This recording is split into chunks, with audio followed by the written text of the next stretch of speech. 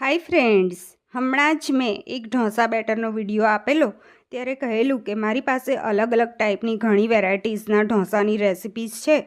તો એમાંથી આપણે એક ફેન્સી ઢોસા બનાવીએ, ચાઉ ચાઉ ઢોસા. સાઉથ ઇન્ડિયન ઢોસા અને ચાઇનીઝ ચાઉમીનનું આ કોમ્બિનેશન મોટા અને બાળકોને બધાને ખૂબ જ ભાવશે. તો અહીંયા એક વાસણમાં 2 ગ્લાસ પાણી ગરમ કરવા મૂક્યું. એમાં 1 ટીસ્પૂન મીઠું ઉમેરીએ અને અડધી ટીસ્પૂન ઓઇલ એડ કરવાનું છે. પહેલાં આપણે હક્કા નૂડલ્સ બનાવવાની છે. તો અહીંયા ઓઇલ એડ કરવાથી જે નૂડલ્સ બનશે એ એકદમ છૂટી બનશે. વધારે ઓઇલ એડ કરશો તો એમાં મસાલાનું કોટિંગ નહીં થાય. તો અહીંયા એકદમ પાણી સરસ ગરમ થાય એટલે સ્પેગેટી ઉમેરી લેવાની છે. સ્પેગેટીનું પેકેટ આવે છે એમાંથી મેં અડધી લીધી છે અને એને આ રીતે આખી રહે એ રીતે જ ઉમેરવાની. અને ઉમેર્યા પછી ધીમે ધીમે એ અંદર પાણીમાં બેસી જશે. ગેસની ફ્લેમ હાઈ રાખવાની છે અને સ્પેગેટીને બફાવા દેવાની છે. અહીંયા 80% જેટલી કૂક કરી લેવાની છે. ઓવર કૂક કરશો તો એકદમ સરસ નહીં થાય, છૂટી નહીં થાય. તો અહીંયા 80% જેટલી કૂક કરીશું. પહેલાં ચેક કરી લઈએ. તો અહીંયા નૂડલ્સ છે એ અંદરથી કાચી છે, ઉપરથી બફાઈ છે. તો ફરી એને કૂક કરી લીધી મેં. તો હવે એકદમ સરસ બફાઈ છે, છૂટી રહે એ રીતે બફાઈ છે અને એને ચાળણીમાં કાઢી લીધી.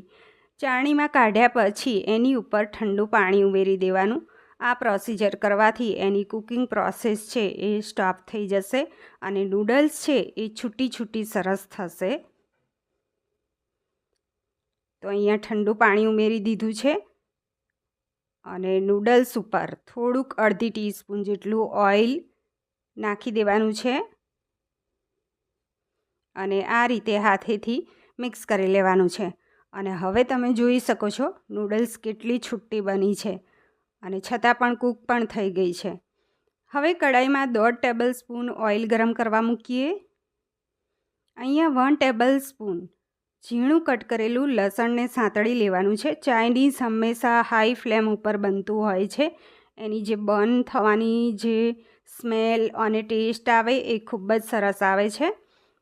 તો અહીંયા લસણ સતળાઈ ગયું પછી 1 ટીસ્પૂન આદું સમારીને અથવા આ રીતે છીણીને એડ કરી લેવાનું છે.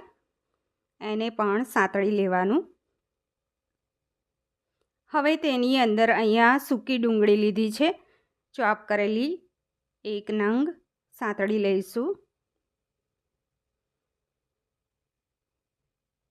હાઈ ફ્લેમ ઉપર જ બધી પ્રોસિજર ફટાફટ કરવાની છે. લીલી ડુંગળીનો અને લસણનો વ્હાઈટ પાર્ટ લીધો છે 3 નંગ સાંતળી લેવાનું છે. તો લસણ અને લીલી ડુંગળીનો 3 નંગ લીધી છે અને હવે સતળાઈ જાય એટલે એની અંદર ગાજર ચોપ કરેલું લઈશું.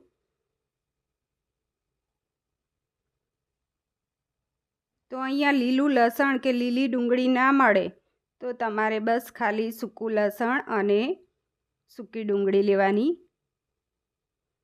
હવે મેં એક કેપ્સિકમ 1/4 કપ જેટલું ચોપ કરીને લીધું છે, એને સાંતળી લેવાનું છે અને 1 કપ જેટલી કેબેજ લીધી છે, એને પણ સાંતળી લઈશું.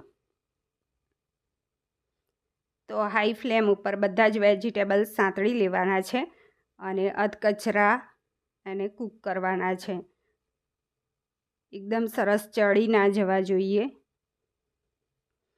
તો કાચા પાકા સંતળાઈ ગયા છે ત્યારે એની અંદર 1 ટીસ્પૂન મરી પાવડર એડ કરીએ. અહીંયા 1/2 ટીસ્પૂન મીઠું એડ કરીએ. 1 teaspoon red chilli sauce, 1 teaspoon green chilli sauce, 1 tablespoon soya sauce add કરીએ.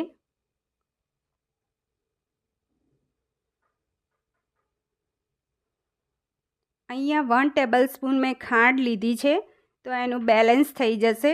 ઓપ્શનલ છે, તમારે લેવી હોય તો લેવાની, નહીં તો ચાલે. હવે મિક્સ કરી લઈશું. હવે 1 ટેબલ સ્પૂન અને થોડોક મેં વધારે લીધો છે 2 ટેબલ સ્પૂન જેટલો ટોમેટો કેચઅપ લીધો છે. મિક્સ કરી લેવાનું છે. મિક્સ કર્યા પછી નૂડલ્સને એડ કરી લઈશું. તમે જોઈ શકો છો કેટલી છૂટી છે. તો એ ઠંડી થાય પછી જ ઉમેરવાની, એટલે નૂડલ્સ આખી રહે. અને આપણે ઠંડુ પાણી ઉમેર્યું એટલે નૂડલ્સ ઠંડી થઈ જ ગઈ. અને હવે સારી રીતે મિક્સ કરી લેવાનું છે. તો ઉપરથી લીલી ડુંગળીનો ગ્રીન પાર્ટ અને લસણનો ગ્રીન પાર્ટ ઉમેરી લઈએ, જે 3 નંગ હતી. 3 નંગ અહીંયા ગ્રીન પાર્ટ ઉમેરી લીધો છે, ઝીણું કટ કરીને. સારી રીતે મિક્સ કર્યા પછી આની અંદર 1 ટીસ્પૂન જેટલું વિનેગાર અથવા લીંબુનો રસ અડધું નંગ એડ કરી લેવાનું. અહીંયા મેં લીંબુનો રસ એડ કર્યો છે. મિક્સ કરી લઈશું. અડધું નંગ લીધું હતું.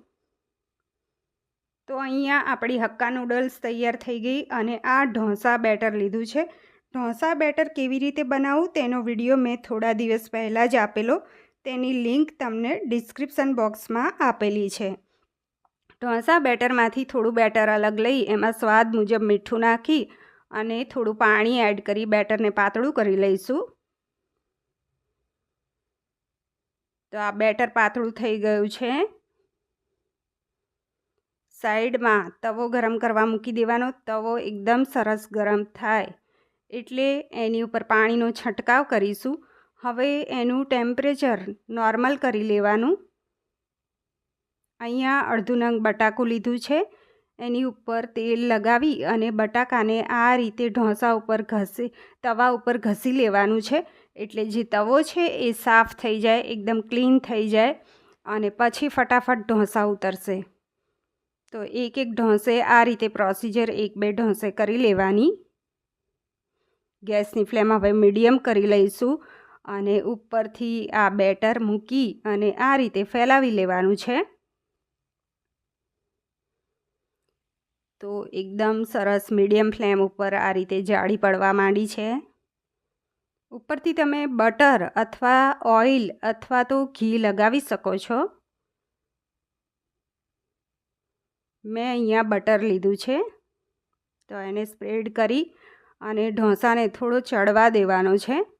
થોડી એને મિનિટ જવા દેવાની છે. ઢોસો ચડે એટલે આ રીતે એને કાઢી લઈશું. તો જોઈ શકાય છે એકદમ ક્રિસ્પી એવો ઢોસો તૈયાર થયો. હવે ઉપરથી આ રીતે હક્કા નૂડલ્સ મૂકી દઈશું.